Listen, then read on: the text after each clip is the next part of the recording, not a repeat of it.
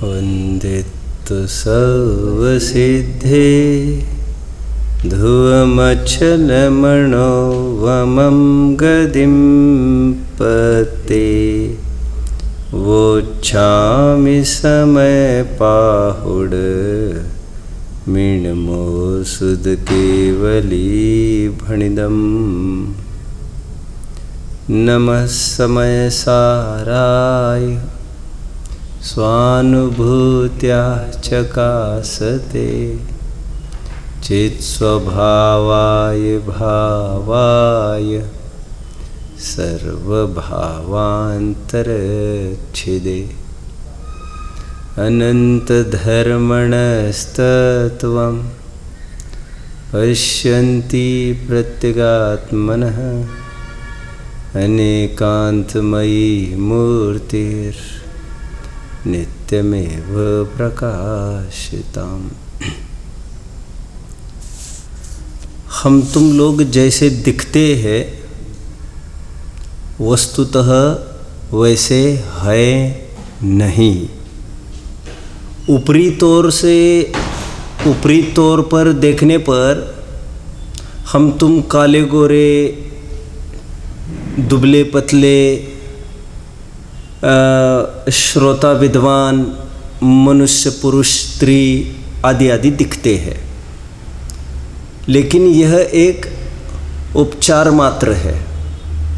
वस्तुतः विचारा जाए तो ऐसा कुछ भी नहीं है। ये सब ऊपर ऊपर के भाव है, ऊपरी तरन तो। और इतनी बड़ी चीज़ को गौन करके ऊपर के इतने सी परत को मुख्य करना, ये कौन सी ईमानदारी और समझदारी है? यह तो दूरदृष्टि की कमी का ही अभाव माना जाएगा। लोक में भी कहते हैं हिंदू मुस्लिम भेद क्यों करते हो, इसका भी खून लाल है, इनका भी खून लाल है। ये तो लोक की बात है। हम ये कहते हैं कि खून हो अथवा न हो, एक इंद्रिय के कहाँ खून होता है? खून हो अथवा न हो। और एक यह भी एक ऊपरी सतह है जिसको छेद कर तुमने हिंदू मुसलमान को एक देखने की कोशिश की है, वो तो एक सतह पार करके आगे गए हो। लेकिन हम ये कह रहे हैं ऐसी कई सतहों को छेद कर एक अंतिम मूल चीज़ के पास जाकर खड़े रहोगे, जिस मूल चीज़ के सामने ये सब पिछली सतह, ये सब ऊपरी हालतें हैं। वहाँ से देखो तो ये सब भेद निगोदी सिद्धपने का भी भेद अभूतार्थ है, असत्यार्थ है। बहुत ही सुंदर कलश आज चलने वाला है वैसे, लेकिन पहले इतनी तो बात हमें पता होना चाहिए। मुनि किसे कहते हैं? पीछे कमंडल वालों को मुनि कहना ये तो बात छोड़ ही दो। नग्नता वालों को मुनि कहना यह भी अनात्मभूत लक्षण है, अनात्मभूत। अरे अध्यात्म यदि हाथ डालेगा यदि इस केस में, ये तो न्याय बोल रहा है अभी कि ये मुनि है। नग्नता को देखकर हमने कहा, और उसका भी अपना प्रयोजन है, उसको नकारा नहीं जा रहा है अभी। जैसे बच्चों को लोक व्यवहार में अथवा शक्कर का डिब्बा बोला जाता है लोक व्यवहार चलाने के लिए, ठीक उसी प्रकार नग्नता को मुनिपना कहना, ये ताम झाम को ईश्वरपना कहना, यह एक उपचार मात्र है, अनात्मभूत लक्षण है। लेकिन अध्यात्म की परिसीमा में आने पर अध्यात्म ये कहता है पीछे कमंडल तो दूर रहो, ये नग्नता भी दूर रखो। ये जो निर्मल पर्याय ना, निर्मल पर्याय प्रचुर स्वसंवेदन वाली, तीन कषाय के चौकड़े के अनुदय पूर्वक उत्पन्न होने वाला जो वैराग्य है, स्थिरता है, यह स्थिरता भी मुनिपना नहीं है परमार्थ से, क्योंकि परमार्थ से तो वे मुनि ही नहीं हैं, परमार्थ से तो वे एक जीव है। और इसीलिए उनको रत्नत्रय वाले देखना, पिछला एक बोल चल चुका, नियत, जिसमें निर्मल पर्याय का भी निराकरण किया गया। यदि षड्गुण हानि वृद्धि में बाकी निर्मल पर्यायों को भी शामिल किया जाता है तो आप इस बात को समझना चाहिए कि रत्नत्रय ऐसा लक्षण भी किसी भी चीज़ का नहीं बन सकता। तो और ऐसा ही परमात्मा का भी समझना चाहिए, उनके भी ऐसी वितरागता और सर्वज्ञता ये लक्षण नहीं बनता अध्यात्म में परम शुद्ध निश्चय से, क्योंकि परम शुद्ध निश्चय से वे भगवान है ही नहीं पर्याय वाले, वे परमात्मा है ही नहीं, वे परम आत्मा जो पर्याय का पद है ऐसा नहीं है, वे एक आत्मा है। अथवा परम का अर्थ फिर यहाँ पर उत्कृष्ट मतलब स्वभाव की उत्कृष्टता लेना पड़ेगी, ये बात है। कहने का तात्पर्य अभी इतना सा बन रहा कि हम तुम लोग जैसे ऊपर से दिखाई देते हैं वो ऊपर से ही दिखाई देते हैं, परमार्थ से ऐसा नहीं होता। मराठी में बहुत अच्छी कहावत है इसके लिए, दिसत तस नसत म्हणून तर जग फस्त। जैसा दिखता है वैसा होता नहीं है और इसीलिए तो आदमी फंसाव में आ जाता है। जैसा दिख रहा है ये चमड़े की आंखों से, ऐसा सचमुच कुछ भी नहीं है। इसलिए ये नई आंखें आई ट्रांसप्लांटेशन कहेंगे इसको, हार्ट ट्रांसप्लांटेशन वगैरह होता है ना, किडनी ट्रांसप्लांटेशन निष्क्रिय हो जाते तो दूसरा बदल दिया जाता है, उसी प्रकार एक दृष्टि देने का प्रयास यहाँ पर हुआ है। अभी आज क्या कह रहे देखिए जरा, उसकी भूमिका भी समझिए। पहले किसी भी जीव की पहचान करनी है तो ये ऊपरी ऊपरी बातों से पहचान नहीं होगी, अध्यात्म ये कहता है। अभी हमने देखा परमार्थ से विचार किया जाए, आचार्य उपाध्याय साधु में क्या फर्क है तुम पूछ रहे हो। हम ये कहते परमार्थ से तो आचार्य उपाध्याय साधु कुछ है ही नहीं, हाँ सामान्य रूप से तो सभी साधु होते। भैया जिसको तुम सामान्य कह रहे अध्यात्म ये बात कर रहा है परम शुद्ध निश्चय में, ये कोई लक्षण ही नहीं उनको पकड़ने के लिए, क्योंकि परमार्थ से वे जीव है और इसलिए उनको पकड़ना एक ज्ञान के ही माध्यम से संभव है। इसलिए लक्षण नग्नता तो है ही नहीं, लेकिन अंदर का रत्नत्रय भी लक्षण नहीं है, लक्षण ज्ञान है, क्योंकि वे आत्मा है। णाणेण लहदि लखम, ऐसा एक बहुत सुंदर एक सूत्र मैंने बोला है, कुन स्वामी के अष्टपहुड़ की एक गाथा का सूत्र बोला ना, ज्ञान से लक्ष्य की प्राप्ति होती है। यहाँ पर ये कहना चाहता हूँ मैं कि किसी भी जीव का चिन्ह ज्ञान बताया है, इसलिए जिसने ज्ञान को जाना उसने आत्मा को जान लिया।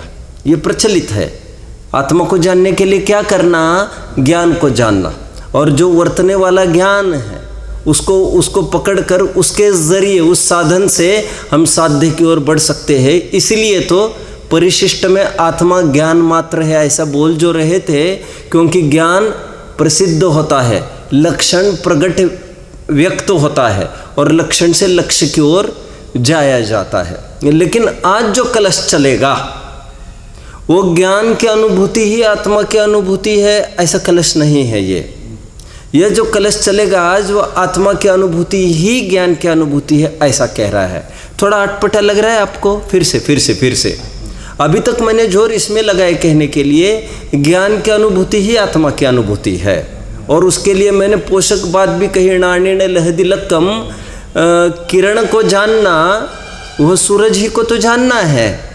हमने छोटी सी किरण जानी, उसके ज़रिए हमने सूरज को ही देख लिया है अनुमान से, और अनुमान मतलब परोक्ष ज्ञान, क्योंकि हर कोई चीज़ प्रत्यक्ष ही ज्ञान गोचर हो ये जरूरी नहीं है, क्योंकि जैनियों ने प्रत्यक्ष के साथ साथ परोक्ष भी एक प्रमाण माना है। ये पूर्व गाथा का भावार्थ पूरा पढ़ना चाहिए आप लोगों को, 14वें में भावार्थ में पूरा जयचंद जी ने इसको समझाया है। अभी तक मैंने यह कहा जिसने ज्ञान को जाना है उसने आत्मा ही को तो जाना है, जिसने उंगली पकड़ी है उसने वो माँ को ही तो पकड़ा है उस उंगली के ज़रिए।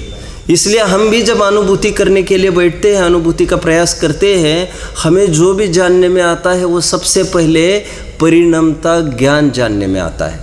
ध्यान रखना, सुख वीर्य आदि जितने भी पर्याय है इनका परिचायक एक ज्ञान की ही पर्याय है।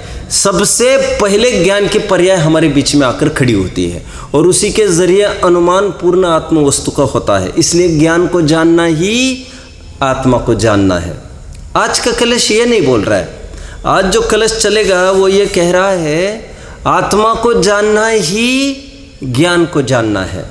ऐसा टोन थोड़ा सा उल्टा सा घूमता दिख रहा है। ऐसे टोन का प्रयोग क्यों किया आचार्य ने, उसका थोड़ा हम साइंस देखते हैं। क्या कहा मैंने? ज्ञान, हाँ बोलिए। आत्मा को जानता हो ज्ञान। हाँ, ज्ञान को जानना ही आत्मा को जानना है, ये बात तो सीधी लगती है। लेकिन ये कलश ये कहता है आत्मा को जानना ही ज्ञान को जानना है। ऐसा क्यों बताया जा रहा है? पहले अपन कलश एक बार देख लेते हैं और फिर उसका रहस्य भी देख लेते हैं। क्या कह रहे देखिए कलश। आत्मानुभूतिरिति शुद्ध नयात्मिकाया ज्ञानानुभूतिर्यमेव किलेति बुद्ध्वा आत्मानमात्मनि निवेश्य सुनिष्प्रकम्प मे कोस्ति नित्यमवबोध घन समन्तात्। शुद्ध नय की विषयभूत, शुद्ध नय का विषयभूत जो आत्मा है, उस आत्मा की अनुभूति ही ज्ञान की अनुभूति है।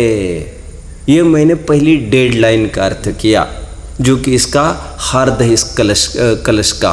फिर से शुद्ध नय के विषयभूत। क्यों? या तो शुद्धात्मा कहते सीधा, तब भी समस्या का हल होता। लेकिन इनको अभी क्योंकि जगह जगह बार बार आत्मा शब्द का प्रयोग होने वाला है, तो जहाँ जहाँ आत्मा के आश्रय की बात आएगी, तुमको तो यह समझना ही है कि वह शुद्ध नय का विषयभूत आत्मा की हम बात कर रहे हैं। कह रहे शुद्ध नय का विषयभूत जो आत्मा की अनुभूति है, वह ज्ञान की ही अनुभूति है। ऐसा बुद्धवा, ऐसा जानकर क्या करना? आत्मानम आत्मनि निवेश्य। What is निवेश्य? निवेश करना मतलब इन्वेस्ट करना। पैसा कहाँ इन्वेस्ट करना? जहाँ आज 2 रुपये लगाने पर कल 20 रुपये मिले और घाटा हो, ऐसा कैसे इन्वेस्ट कर सकते हैं? आचार्य देव कहते बिल्कुल सही पहचाना, बिल्कुल सही। कहते हैं उसी प्रकार हमारा प्रगट धन है ज्ञान। उस ज्ञान का निवेश कहाँ करना? कि उस ज्ञान का निवेश बहुत बड़े गायक में करना, जिसके रिटर्न्स में तुमको अनंत गुना मिलेगा। निवेश शब्द का प्रयोग किया, और निवेश का अर्थ होता है इन्वेस्ट करना। आत्मा को आत्मा में इन्वेस्ट करो। पहला आत्मा मतलब पर्याय, दूसरा आत्मा मतलब ध्रुव। अभेद रूप से सब आत्मा ही कहा जाता है। To the people, for the people, by the people. जैसे डेमोक्रेसी लोकशाही की भाषा होती है ना, क्या कह लिए? जनता के लिए, जनता के द्वारा, जनता के माध्यम से जो चुना जाए, आदि आदि। ठीक उसी प्रकार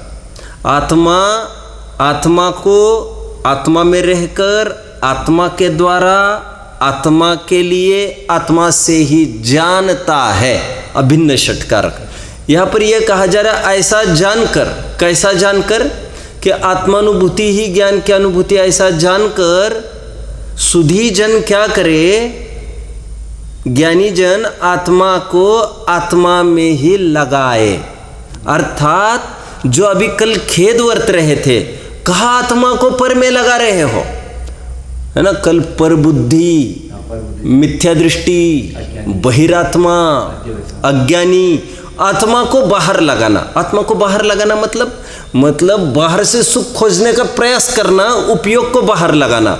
और आज कलेश ये कह रहे इसीलिए ऐसा जानकर, होश में आकर आत्मा को आत्मा में लगाओ, निष्प्रकंप होकर, निश्चिंत होकर लगाओ, और सब ओर से एक आत्मा ही ज्ञान गोचर होना चाहिए। इतना सा कलश है। अभी हम रहस्य को थोड़ा देख लेते हैं, जो मैंने डेडलाइन की बात कही थी। ऐसे क्यों कह रहे? आत्मा की अनुभूति ही ज्ञान की अनुभूति है। विचारना। बहुत हम दूरबीन लगाने से भी इसको खोज करने का प्रयास करते, तो शायद बहुत नहीं खुलता। लेकिन जयचंद जी ने क्या किया है, भावार्थ में एक बहुत सुंदर लाइन लिख दी जिससे पूरा विषय वस्तु क्लियर हो रही है। कह रहे आज अभी तक क्या कहा जा रहा था, आत्मा की अनुभूति ही सम्यक दर्शन है, आज तक ये कहा जा रहा था। अभी कोई ये पूछे कि सम्यक दर्शन ज्ञान चारित्राणि मोक्ष मार्ग, ठीक है, सम्यक दर्शन का तो आपने उपाय बता दिया कि आत्मानुभूति ही सम्यक दर्शन है, क्योंकि आत्मानुभूति के काल में ही सम्यक्त्व पैदा होता है। तो कोई ये पूछे ठीक है सम्यक दर्शन की बात हुई, अब सम्यक ज्ञान कैसे प्रकट करे, तो उनको ये बताया जा रहा है भैया आत्मा की अनुभूति ही ज्ञान की अनुभूति है, मतलब आत्मा की अनुभूति ही सम्यक ज्ञान है। ये वाला प्रकरण चल रहा है यहाँ पर। ज्ञान मतलब सम्यक ज्ञान लेना। तो फिर इसी तर्ज पर और एक रूल बन सकता था, वो कौन सा भाई साहब, कौन सा रूल बन सकता था? और एक आत्मा की अनुभूति ही सम्यक ज्ञान, और एक रूल बन सकता था, बोलिए। चारित्र की अनुभूति है, चारित्र की बोल सकते, सम्यक दर्शन की बोल सकते। लेकिन नहीं बोला। यह टोन समझ लीजिए आप, क्योंकि समय सार चारित्र की बात नहीं करता। 144वीं गाथा भी देखी होगी, अक्सर हम देखते उसको देख लीजिए चाहो तुरंत। 144 वहाँ पर क्या कहा, यह जो नए पक्षातिक्रांत है उसको क्या पर्यायवाची नाम दिया? यह जो नए पक्षातिक्रांत जीव है वह 144वीं गाथा 228 क्या कहा, जो सर्व नए पक्षों से रहित कहा गया समयसार है, इसी समयसार को ही केवल सम्यक दर्शन और सम्यक ज्ञान ऐसी संज्ञा मिलती है। फिर यहां पर भी ऐसे ही किया। कैसा किया? चारित्र को याद नहीं किया। ध्यान रखना, चारित्र की बात समयसार करता ही नहीं है। समयसार का जितना भी यत्न है वह अज्ञान रूपी अंधकार को दूर करने के लिए है। ये बात खरी है कि चौथे गुणस्थान में भी अनंतानुबंधी के अनुदय जनित स्वरूपाचरण चारित्र, जिसको सम्यक्त्वाचरण चारित्र कहा जा सकता है, यह प्रकट होता है, परंतु आगम में उसे चारित्र नहीं कहते। आगम में चारित्र कहलाने के लिए 3 कषाय चौकड़ी का अनुदय चाहिए, और बहुत दाव लगे तो 2 कषाय चौकड़ी का, तो देश चारित्र तो कम से कम कह सके। इसलिए सम्यक ये समय सार में सम्यक दर्शन सम्यक ज्ञान 2 की बात आएगी। दोनों का प्रकट होना युगपत होता है, इसमें आगम अध्यात्म का किसी का भी विरोध नहीं है। लेकिन चारित्र की प्रकटता में आगम यह कहता है कि चारित्र बाद में प्रकट होता है, अध्यात्म कहता है साथ साथ होता है। सो इनमें भी विरोध नहीं है, क्योंकि जिस चारित्र की बात आगम कर रहे हैं उस चारित्र की बात अध्यात्म कर ही नहीं रहा है, क्योंकि आगम तो उसको कहते जिसको लोक में दिखाई दे, और अध्यात्म उसकी बात करते जिसमें हमारा काम हो और हमको दिखाई दे। आगे बात करते हैं यहाँ पर, आत्मा की अनुभूति ही ज्ञान की अनुभूति है, मतलब आत्मा की अनुभूति ही सम्यक ज्ञान है। अभी तक क्या धारा चली, आत्मा की अनुभूति ही सम्यक दर्शन है, और अभी ये कह रहे जिनका जी मचलता है सम्यक ज्ञान कैसे पैदा हो, तो कह रहे घबराओ मत, आत्मा की अनुभूति होने पर सम्यक दर्शन होने के साथ साथ सम्यक साथय ज्ञान होए। पय भिन्न आराधो, आराधो का मतलब, आराधो का मतलब जानना। आराधो का अर्थ वहां पर जानना लिया, क्योंकि ये गुण अलग अलग है, प्रकट एक साथ होते हैं लेकिन इनको भिन्न ही जानना कोई एक चीज नहीं है। अर्थ पढ़ते हैं, सम्यक ज्ञान की बात अचानक क्यों छेड़ी वैसे इन्होंने? सम्यक ज्ञान का कोई मतलब भी नहीं आ रहा था, क्योंकि आगे 15वीं गाथा लिंकअप होने वाली है। इसका रहस्य मैं और खोलने वाला हूँ इस कलश का।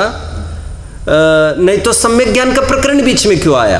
क्योंकि आगे गाथा में भी सम्यक ज्ञान की बात करने वाले। मैं थोड़ा और खोलता हूँ, पहले अर्थ पढ़ते, श्लोकार्थ देखिए। अब इसी अर्थ का सूचक कलश रूप काव्य पुनः नीचे नीचे देखो। अब शुद्ध नए के विषयभूत आत्मा की अनुभूति ही ज्ञान की अनुभूति है। इस प्रकार आगे की गाथा की सूचना, देखिए देखिए, आगे की गाथा की सूचना के अर्थ रूप काव्य कहते हैं। इस प्रकार जो पूर्व कथित शुद्ध नए स्वरूप आत्मा की अनुभूति है वही वास्तव में ज्ञान की अनुभूति है। यह जानकर तथा आत्मा में आत्मा को निश्चल स्थापित करके सदा सर्व ओर से एक ज्ञान घन आत्मा है, इस प्रकार देखना चाहिए। भावार्थ बहुत ज़बरदस्त है जिसमें से कुछ क्लू मिलते हैं।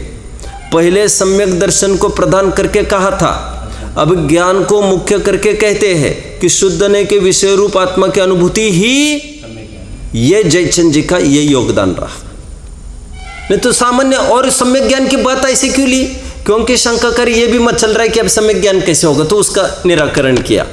चारित्र की बात यहाँ पर नहीं की जाएगी क्योंकि सम्यक दर्शन का होना ही चारित्र है, ज्ञान होना ही प्रत्याख्यान है। 34वीं गाथा खड़ी है, ज्ञान हुआ तो वही चारित्र है, ऐसा कहता है। और 15वीं गाथा की भी सूचना इनको करनी थी। अभी और एक बात, इसका अर्थ और खोलता हूँ थोड़ा सूक्ष्मता से। देखिए, सम्यक दर्शन करने के लिए क्या क्या करना। रत्नकरण सावकाचार समंत भद्र स्वामी के पास जाते तो समंत भद्र स्वामी कहते सम्यक दर्शन करने के लिए क्या करना। देव गुरु क्या है, देव जिनेन्द्र गुरु परिग्रह बिन धर्म दयाजुत सारो, ये हो मान समकित को कारण। मैंने दौलत राम जी की सरल भाषा में बोल दिया। श्रद्धानम परमार्थानम आप्तगम तपोभृताम। ये हमने थोड़े टाइम पहले सम्यक दर्शन के सभी लक्षण देखकर उसमें यह कहा था कि देवशास्त्र गुरु का लक्षण, सात तत्व का श्रद्धान रूप लक्षण, इनमें व्यभिचार आता है, दोष आता है, इसलिए 9 तत्व की परिपाटी वाला सम्यक तो मुझे नहीं चाहिए। आज फिर उस बात को उभारो। कहते हैं कि ये जो 8 मूल गुण का पालना, ये निशंकित आदि 8 अंगों का पालना, सप्तव्यसन का त्याग, 5 अभक्ष का त्याग, ये मकार का त्याग आदि आदि जितनी भी बातें कही है उनको सम्यक दर्शन बताया गया। लेकिन जिसने आत्मा का अनुभव किया उसको ये किए बिना भी सम्यक दर्शन हो सकता है। इसलिए सम्यक दर्शन जिसने किया उसने ये सब, इन्होंने पानी छाने के सब किया इन्होंने। अर्थ का अनर्थ नहीं करना, मैं फिर से दोहराऊँ। मैंने ये कब कहा? मैंने ये तो कुछ कहा ही नहीं कि आत्मानुभवी मद्य मांस आदि का सेवन करेगा, अनछना पानी पिएगा, मैं ये नहीं बोला। मैंने ये कहा उस पर नौबत आई ही नहीं बाद में पानी पीने की, आत्मानुभव के। फिर से मांस खाया शेर ने, अक्सर कहते हैं ना, राइट, कि मांस खाया, अब मांस पेट में चला गया है और इसके आत्मानुभूति होने में क्या आपत्ति पड़ रही है। और वहीं पर उपदेश सुना और उपदेश सुनकर उसने होश संभाला, उसका काम हो सकता है। ठीक उसी प्रकार अभी तक अनछना पानी पीता था और अभी प्रवचन में गया, प्रवचन में विषय वस्तु समझ ली, वही कोने में बैठकर उसने आत्मानुभव किया। अभी उसने कुछ नहीं किया है, पानी छान कर नहीं पिया है, कुछ नहीं किया है। मैंने ये नहीं कहा है अभी अनछना पानी पिया है, ये कुछ क्रिया ही नहीं की, ना इस संबंधी भाव किया, विरोधी भाव किया, ऐसा मैंने नहीं कहा।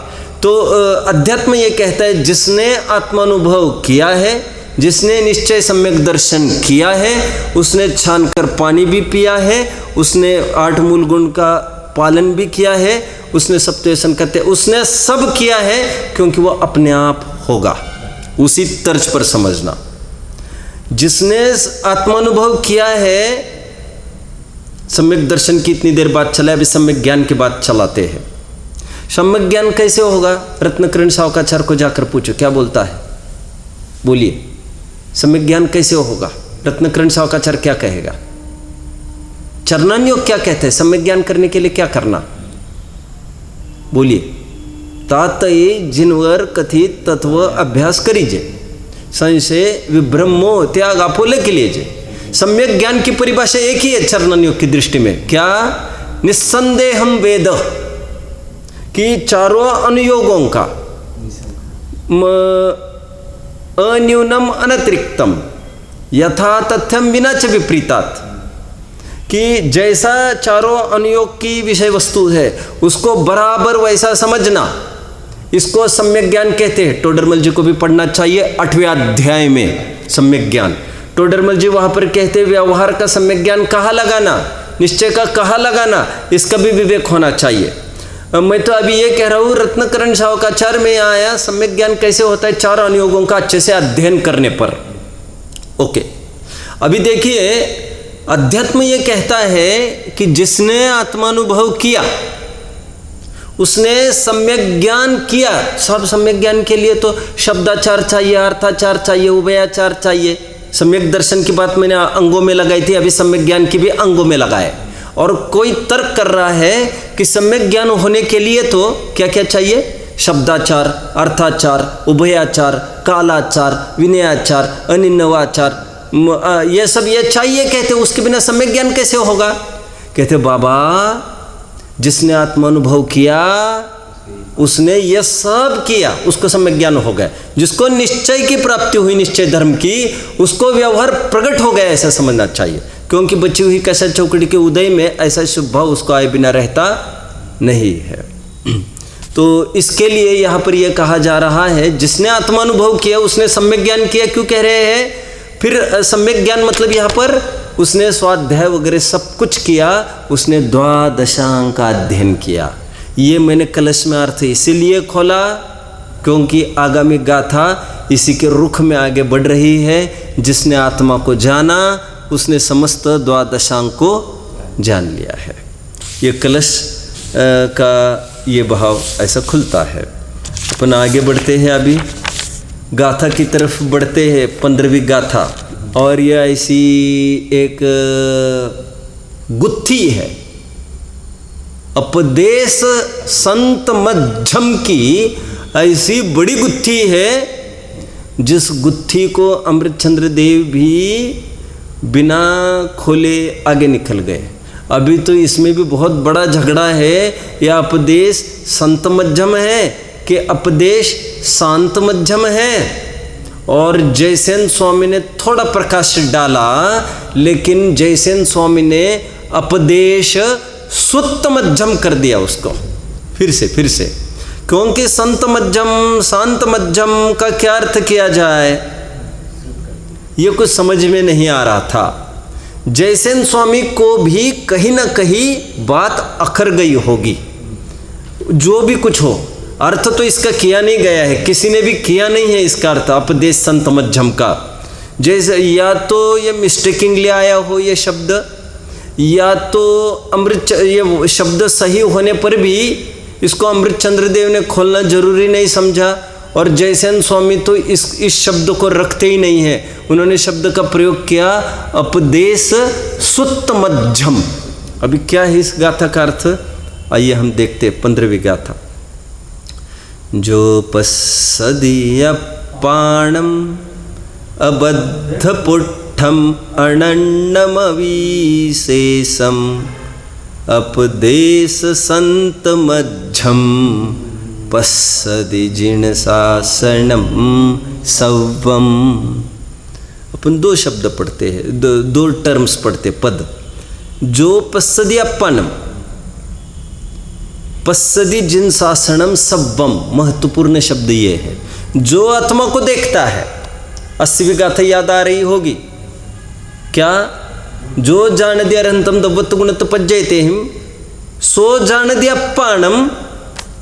जो पस्सदिया पाणम, वहां पर क्या लिखा? सो जान दिया पाणम। यहां पर देखता के अर्थ में, वहां पर जानने के अर्थ में। क्यों? क्योंकि प्रवचन सार ज्ञान प्रदान कथन है। और पस्सदी देखना मतलब ये दृष्टि प्रदान ग्रंथ है, इसलिए यहाँ पर पस्सदी बात करते हैं। यहाँ पर जानदी भी कहते हैं तब भी हम दृष्टि प्रदान ही मानते हैं। इतना फर्क हर जगह पड़ेगा। इन्होंने जानदी न कहकर पस्सदी कहा, जो देखता है, श्रद्धा की बात है यहाँ पर। और दर्शन का अर्थ मोक्ष मार्ग के प्रकरण में श्रद्धा के अर्थ में हुआ करता है, आंखों से देखने के अर्थ में नहीं हुआ करता। इसलिए पस्सदी का अर्थ श्रद्धान करना, जो श्रद्धान करता है आत्मा को। और वहाँ पर क्या कहा था प्रवचन सार में? सो जाने दे अपनम, वो क्या करेगा? मोह खलु जादि तत्सलयम, वो मोह का क्षय करेगा। जो अरहंत को जानेगा, समग्र रूप से, मैं ज़्यादा नहीं बढ़ा रहा हूँ, गाथा का अर्थ द्रव्यत्व गुणत्व पज्यत्व। जो अरहंत को जानता है वो अपने को जानता है और वो कर्म का क्षय करता है। यहाँ पर ये कह रहे जो अपने को जानता है वो अरहंत के समस्त जानी को जानता, मतलब समस्त द्वादशांग को जानता है। देखो वहाँ पर का जो अरहंत को जानेगा वो आत्मा को जानेगा, यहाँ पर कह रहे जो आत्मा को जानेगा वो सब कुछ जानेगा और फिर उसके मोह का भी क्षय वैसे ही हो जाएगा जैसे वहाँ पर बात कही है।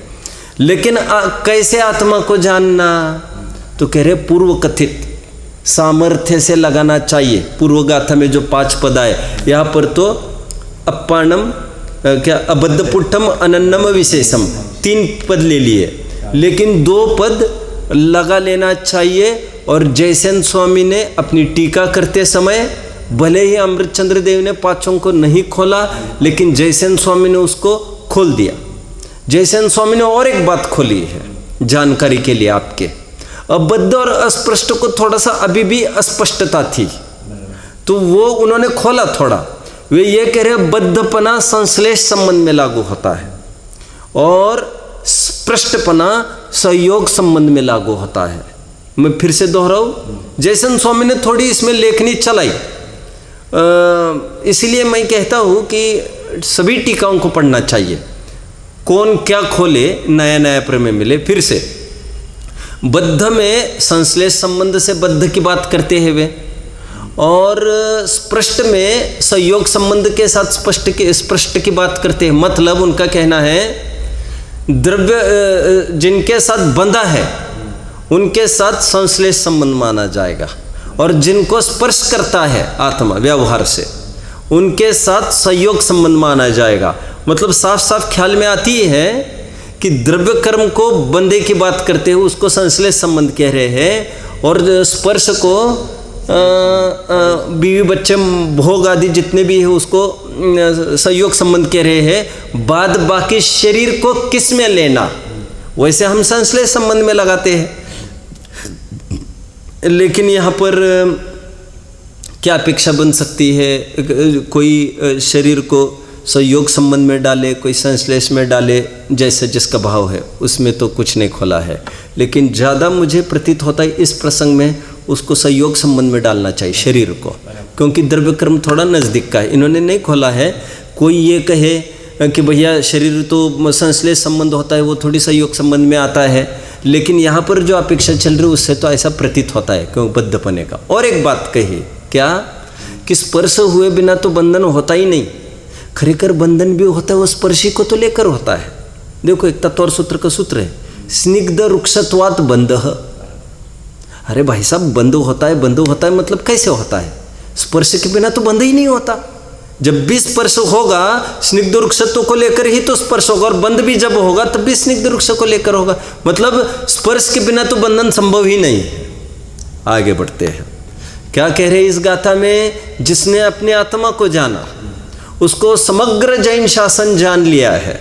और दूसरी तरफ गाथा रखना चाहिए जिसने 11 9 पूर्व को जाना वो और अपने आत्मा को नहीं जाना, उसने कुछ भी नहीं जाना। मतलब यहाँ पर ज्ञान का अर्थ ज्ञान को प्राप्त करना चाहिए। ज्ञान को प्राप्त करना चाहिए तो नया आदमी तो ये समझते ज्ञान को प्राप्त करना चाहिए मतलब खूब पढ़ना चाहिए। लेकिन यहाँ पर एक विशिष्ट टर्म है अध्यात्म का, ज्ञान को प्राप्त करना मतलब आत्मज्ञान को प्राप्त करना, ये कैसे कोई समझ सकता है ना। लोक में भी ज्ञानी किसको कहते हैं? चलो लोक में ज्ञानी किसको कहते हैं?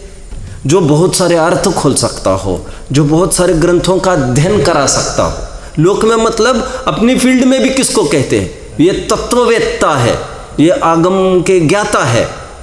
आगम के तो कहकर तो साफ ही ख्याल में आया, लेकिन ज्ञाता कहकर क्या समझ में आती है? ज्ञानी, ज्ञानी मतलब ऐसा लगता है ये बहुत खोल सकते हैं, लेकिन अध्यात्म में ज्ञानी का तात्पर्य आत्मज्ञान से लगाना चाहिए आपको।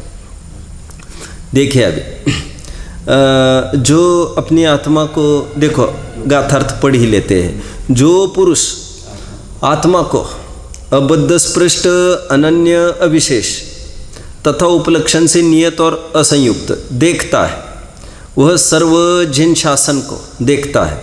सो हाँ, अभी आगे की बात इन्होंने लिखी है, मुझे अभी नहीं पढ़ना है, मैं बाद में पढ़ूंगा। क्या लिखी है इन्होंने? सो जिन शासन बाह्य द्रव्य श्रुत तथा अभ्यंतर ज्ञान रूप भाव श्रुत वाला है। ये अभी तो गाथा में नहीं खुली है, ये इन्होंने भी जो लिखा है वो जयसेन स्वामी की टीका को देखकर लिखा है। अमृतचंद्र स्वामी ने भी इस पर कोई फोकस नहीं किया है। मैं ये नहीं कह रहा हूँ ये गलत है, मैं इतना ही कह रहा हूँ गाथा में तो ऐसा कुछ खुलासा नहीं हुआ। गाथा इतनी बोलती है जो अपनी आत्मा को अबद्ध स्पृष्ट आदि विशेषणों से युक्त देखता है वो समग्र जिन शासन को देखता है। अभी आज तक हमने जिन शासन का क्या अर्थ सुना था, समग्र जिन शासन का क्या अर्थ सुना था, और यहाँ पर जिन शासन के दो अर्थ किए हैं। जिन शासन का अर्थ वैसे तो उपदेश होता है, इसलिए उपदेष्टा तीर्थंकरों का एक नाम शास्ता है। शास्ता, शास्ता, शास्ति ततोहितम, शास्त्र, शास्ता, शासन, ये उपदेश के अर्थ में ये सब। यहाँ पर क्या किया है इन्होंने? जिन शासन के दो अर्थ किए, एक द्रव्यश्रुत और एक भावश्रुत। अभी फिर वो गाथा याद आने लग गई है। 9वीं और 10वीं गाथा में थोड़ा फर्क तो है। 9वीं 10वीं गाथा में क्या बात आ रही थी वहाँ पर याद आ रहा होगा भाई साहब।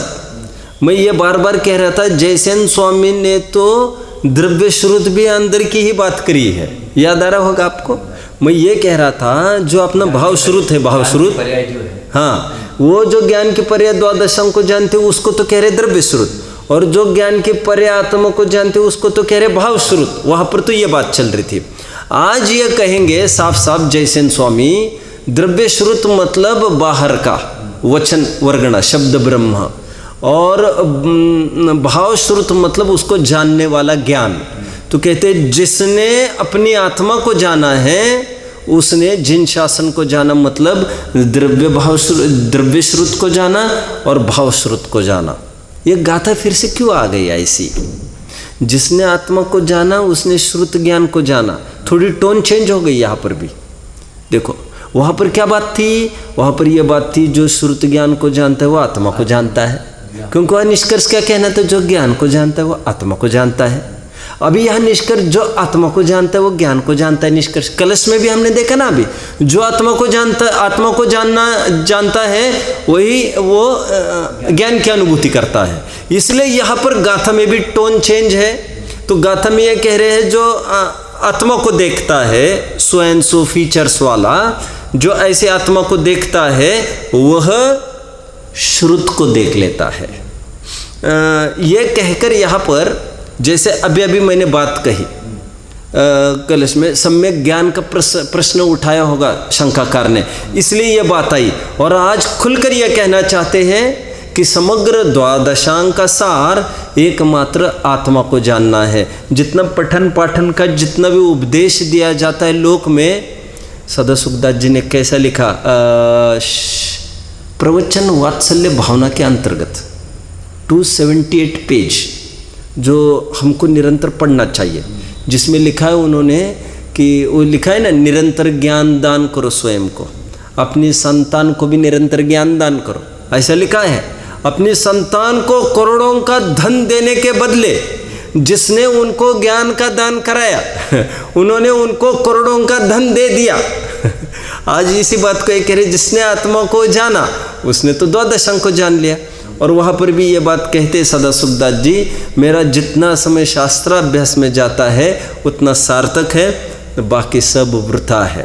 तो लगभग उपदेश की टोन में स्वाध्याय की प्रेरणा की जाती है, लेकिन आज अध्यात्म की टोन में यहाँ पर ये कहते जिसने आत्मा को जाना है और जिनको फुर्सत नहीं मिलती आगम के पढ़ने के, एलर्जी की बात नहीं कर रहा हूँ, निषेध नहीं है, फुर्सत नहीं मिलती, उदय ऐसा है अथवा नियोग ऐसा है। नारकियों का नियोग ही ऐसा है, क्या कर सकते हैं, वो उनका नियोग ही ऐसा है।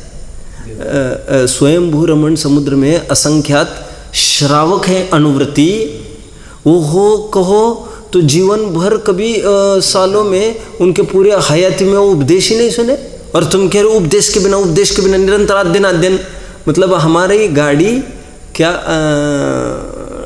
उल्टी दिशा में तो नहीं जा रही है? जो साधन के रूप में कहा गया था कि हम उसको साध्य ही नहीं मान बैठे हैं, सब उल्टी दिशा कैसे कह सकते हैं? हाँ, क्योंकि शुभ के ही अभिमुख है तुम्हारी गाड़ी, तो इसको उल्टी ही दिशा कहना पड़ेगा, इसको साधन नहीं कह सकेंगे। तुमको अंदर से बिल्कुल नहीं कचोटता है कि हम उसकी तरफ नहीं बढ़ पा रहे एकांत की तरफ, और बेचैनी होना स्वाध्याय के बिना यह बहुत अच्छी निशानी नहीं है। बेचैनी मतलब सूतक है, पातक है, कैसा समय आ गया है, और उस काल में भी जिनवानी के बिना आनंद करते आना, ये कला है। ये कला जिसको अवगत हो गई, इसलिए पांडे राजमल जी ने अभी कहा था, शास्त्राभ्यास की ज्ञानी को अटक नहीं होती है। प्रेरणा में तो यही करेंगे, पढ़ते रहो पढ़ते रहो पढ़ते रहो। चरणन योग पूरा यही कहता है, आगम चेष्टा तदो जेठा, आगम की चेष्टा ही ज्येष्ठ है। टोडरमल जी निश्चाभासी को कहते तो स्वाध्याय का निषेध करता है, लेकिन मुनियों को भी स्वाध्याय की मुख्यता कही है। तो ये उपदेशात्मक शैली होती है, ये आध्यात्मिक शैली ये कहती है जिसने अपने आत्मा को जाना। 2.5 अक्षर प्रेम के कहो, यहाँ पर आत्मा के कहो, जिसने ये जाना 2.5 अक्षर, वो सचमुच पंडित हुआ। देखिए जो ये हो गया, अभी टीका में, टीका को थोड़ा सा कल खोलेंगे। एक उदाहरण देकर इन्होंने बात को बढ़ाया है, बहुत गजब की टीका है। मैं टीका का थोड़ा सा सार ही बता देता हूँ, फिर चाहो तो कल पढ़ सकेंगे, नहीं चाहो तो आगे बढ़ेंगे। मैं सार तो यहाँ पर बता ही रहा हूँ। देखिए यहाँ पर ध्यान दीजिए अभी जरा, बहुत गजब की टीका है इसकी, बहुत गजब की। क्या बात की है इसमें? ज्ञानाकार और ज्ञेयाकार की बात की है। कहते हैं वस्तु बदलती नहीं है, उसको देखने का नज़रिया बदलता है। जैसे हमेशा का प्रश्न है मेरा, हमेशा का, ये कितने हैं भाई साहब? 1। वेरी गुड वेरी गुड, यही मुझे उम्मीद थी, 1 है ये कितने हैं? 1। मैंने उल्टा करके फिर पूछा तो इसमें कुछ रहस्य होना चाहिए। मैं ये कह रहा हूँ, अब मैं फिर पूछूँ ये कितने हैं, तो अभी बारीकाई से देखने पर समझ में आएगा ये तो 3 की तरफ संकेत कर रहे हैं और ये 1 की तरफ संकेत कर रहे हैं। ध्यान रखना, ध्यान रखना, एक ही जगह अनेक आकार है, एक ही जगह एक आकार है। प्रत्येक हर एक वस्तु में क्या है बात, देखो ये चीज़ है ना, ये एक भी है अनेक भी है। इसको रुमाल देखना अनेकपना हो गया, इसको तंतु से बना एक वस्त्र मात्र देखना, गात्र मात्र, तो इसको कहेंगे एक आकार देखा। अपने रुमाल देखा, ये अनेक आकार हो गया। कहने का तात्पर्य, इसी उंगली में एक भी है, इसमें अनेक भी है, इसमें भेद धर्म है, इसमें अभेद धर्म है। बात यह है आप कहाँ से देख रहे हो, आपको वैसा ही दिखेगा। अब मैंने तो उंगलियां ऐसी ऐसी की तो समझ में भी आई। अभी सिद्धांत में और देखिए जरा, कहते हैं एक पर्दा है, पर्दा ज्ञान का, तुम्हारा हम तुम सब पर्दे ही है, ज्ञान के पर्दे हैं हम, और उस ज्ञान के पर्दे पर निरंतर कुछ ना कुछ झलकता है। निगोदी का ज्ञान हो अथवा हो सिद्धों का ज्ञान, और ज्ञान में निरंतर कुछ ना कुछ झलकता है। निगोदी के ज्ञान में क्या झलकता होगा वैसे, आपको क्या लग रहा है, क्या झलकता होगा?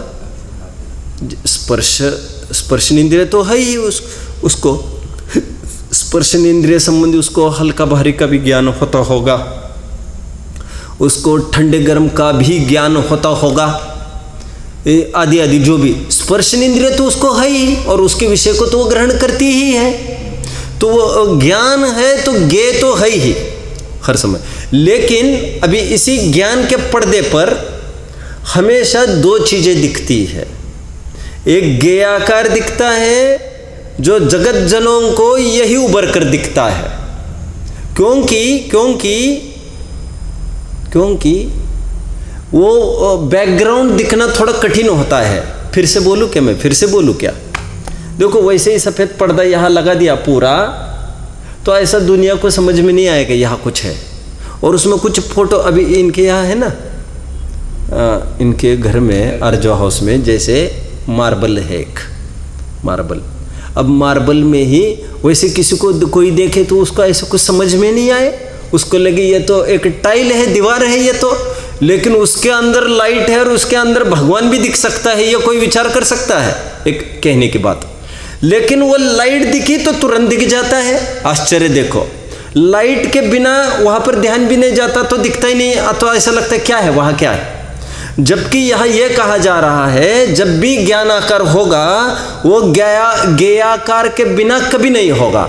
ज्ञेयाकार के बिना नहीं होने पर भी देखना तो तुम्हें ज्ञानाकार है। तुम कहोगे वो लाइट बुझाओ, फिर मैं इसको देख लेता हूँ। कहते लाइट इसकी कभी बुझ ही नहीं सकती। अब उदाहरण मेरा वो मार्बल वाला है, अभी जिन्होंने वो देखा ही नहीं उनको बहुत भारी पड़ेगा समझने के लिए। ये प्रोजेक्टर का समझ सकते हैं। इसी प्रोजेक्टर पर हम चाहे तो तरकीब से देख सकते हैं ये कपड़ा है, और तरकीब से देखें तो इमेज दिख सकता है एक प्रोजेक्टर पर। हम उसको प्रोजेक्टर भी कहते हैं, उस स्क्रीन भी कहते हैं, और उसको हम ये भी कहते हैं कि ये कुंदकुंदाचार्य है। देखने के दो दृष्टिकोण। यहाँ पर उदाहरण ये दिया है, यहीं पर ज्ञेयाकार है, यहीं पर ज्ञानाकार है। मैंने तो उंगली ऐसी की थी, लेकिन यहाँ पर तो ऐसा भी कुछ नहीं है कि यहाँ से ज्ञेयाकार दिखेगा और यहाँ से ज्ञानाकार दिखेगा। ऐसा कुछ भी नहीं होकर भी आपको समझना है, बदलते हुए ज्ञेयाकार को देखकर आपको इसका अनुमान करना चाहिए कि ये ज्ञानाकार कोई वस्तु है जो निरंतर ज्ञेयों को जान रही है और जो जानने में भी आ रही है। तो कहते हैं ये जगत जन क्या करते हैं, ज्ञेयाकार का तो करते हैं आविर्भाव और ज्ञानाकार का करते हैं तिरोभाव। तुम्हें क्या करना है, ज्ञानाकार का करना है आविर्भाव, ज्ञेयाकार का करना है तिरोभाव। कहते हैं और जो ज्ञेयाकार का आविर्भाव करते हैं उनको और कुछ नहीं है, ज्ञेलुब्धता हो गई है। और हमें ज्ञान का आकर्षण करना है, ज्ञेलुब्धता को छोड़कर, क्योंकि आदमी कुछ न कुछ जाने बिना उसको मजा ही नहीं आता। वो अपनी सत्ता भी किसी न किसी को जाने बिना वो अपनी सत्ता नहीं मानता। देखो वस्तु का प्रयोग किए बिना वस्तु की महिमा लोक में नहीं रहती है, उसका प्रयोग करते रहने पर ऐसा लगता है हाँ वस्तु भी है। उसी प्रकार इसको यहाँ लगता है कुछ न कुछ नया नया जानते रहो तो अपनी सत्ता बनी रहेगी। लेकिन यहाँ पर यह कह रहे हैं कि नया नया जानो, वही जानो, उससे क्या फ़र्क पड़ता है कि जानो न जानो, ये तो मैं कहूँगा नहीं क्योंकि जानता तो रहता है। लेकिन अपनी सत्ता अपने से है, पर को जानने से अपनी सत्ता नहीं है। फिर एक उदाहरण दिया है, जब भी नमक जितने जनों ने आज तक खाया है वह नमक का स्वाद मिश्रित ही लिया है लोगों ने। नमक ऐसा कोरा को आप कल्पना करिए, ऐसा कोई आदमी होगा जिसने कभी कोरा नमक खाया ही नहीं होगा। और ऐसे भी जरूर नमक में तो नहीं मिलेंगे खैर, क्योंकि सबसे सस्ती चीज़ तो नमक है। कुछ नहीं तो आदमी नमक रोटी खाता है। मैं ज़रूर कहूँगा कुछ कुछ ऐसी चीज़ें होती है जिसको कभी डायरेक्ट नहीं खाया और किसी न किसी चीज़ में ही खाया, ऐसा ज़रूर हो सकता है। तो जब तक वो मिश्रित चीज़ में ही सब्जी को खा रहा है, तो जैसे मान के चले ऐसे भी लोग होंगे जिन्होंने कभी काली मिर्च चबा कर नहीं खाई, तो वे टेस्ट से अनभिज्ञ है अभी, लेकिन रोज़ाना सब्जी खाते हैं और मिश्रित स्वाद का अनुभव करते हैं। कहते हैं जिस दिन उनको अलग से काली मिर्च खाने में आएगी, उस दिन जब भी उसके बाद सब्जी खाएंगे वे, उसमें सब्जी में से भी वे समझ लेंगे ये काली मिर्च है अलग से। ठीक उसी प्रकार कह रहे जिसको एक ज्ञान की अनुभूति हो गई, ज्ञानाकार की, ज्ञेयाकार को गौण करके, तो कहते हैं ऐसा होने पर कितने भी ज्ञेयाकार झलकते रहे उनको उससे कोई फर्क लाभ हानि दिखेगा ही नहीं। लवण मिश्रित सब्जी का उदाहरण दिया इन्होंने कि जो आसक्त जीव है वे तो मिश्रित स्वाद का ही अनुभव करते हैं, और जो ज्ञानी जीव है वे जानते इसमें ये लवण का स्वाद है और ये सब्जी का स्वाद ये अलग है। इसलिए कुछ कुछ सब्जियां बिना नमक डाले भी नमकीन लगती है। होता है ना, किसकी सब्जियों में तो बेसिकली सॉल्ट होता ही है सभी सब्जियों में, लेकिन कुछ कुछ सब्जियों में ज़्यादा मात्रा में होता है तो डायरेक्ट नमक लगता ही है वो। तो यहाँ पर तो उस नमक की बात नहीं करना चाहते हैं, लेकिन ये कहते हैं कि नमक अलग है और सब्जी अलग है। उसी प्रकार ज्ञेयाकार अलग है, ज्ञानाकार अलग है। और ऐसा जो ज्ञानाकार को जानता है अपने आत्मा को अबद्ध स्पृष्ट, वो समग्र जैन शासन को जान लेता है। चाहे तो हम टीका कल पढ़ सकते हैं, वैसे मैंने पूरे अंश को टीका के सब कुछ समझा दिया है, भावार्थ के एक वर्ड भी नहीं बचा होगा। फिर भी मैं उसको देख कर आऊँगा। कल देख लेते, हाँ, कल देख लेते टीका। पढ़ना है, नहीं कल देख लेते, लंबी है ना टीका। नहीं पढ़ना हो तो फिर पढ़ लेंगे, और कुछ बचा नहीं होगा तो फिर आगे बढ़ेंगे, ये कहना था। जैसा आपका भाव, मुझे तो कोई कल ही देखते हैं। ठीक है। नहीं नहीं नहीं, वो तो कल, अभी तो हो ही गया है टाइम। ठीक है। ओम।